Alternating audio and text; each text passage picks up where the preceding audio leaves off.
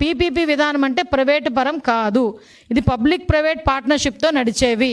దీనిలో మొత్తం ఆపరేషన్స్ అన్నీ కూడా గవర్నమెంటే చేసుకుంటుంది. కేవలం కన్స్ట్రక్షన్, ఇన్ఫ్రాస్ట్రక్చర్ డెవలప్మెంట్ అక్కడ అందులోని ఆపరేషన్స్ అంటే ఆపరేషన్స్ వేరు.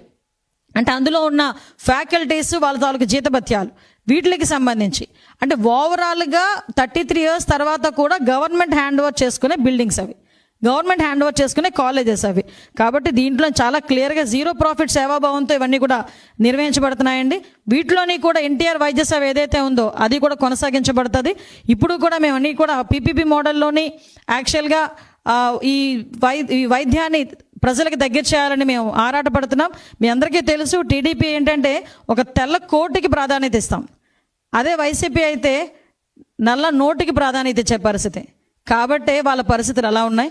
ఈరోజు మేము చేస్తున్న పనికి ప్రజల నుంచి మద్దతు లభించేసరికి దాన్ని ఎలాగ తిప్పికొట్టాలనే ఉద్దేశంతో లేని కొన్ని కుట్రలు కుతంత్రాలు కూడా అనేకమైన చేయటం అనేది కూడా మీ అందరికీ కూడా తెలిసిందే. దయచేసి ఇలాంటి కుట్రలు కుతంత్రాలు చేయకుండా ఒక్కటే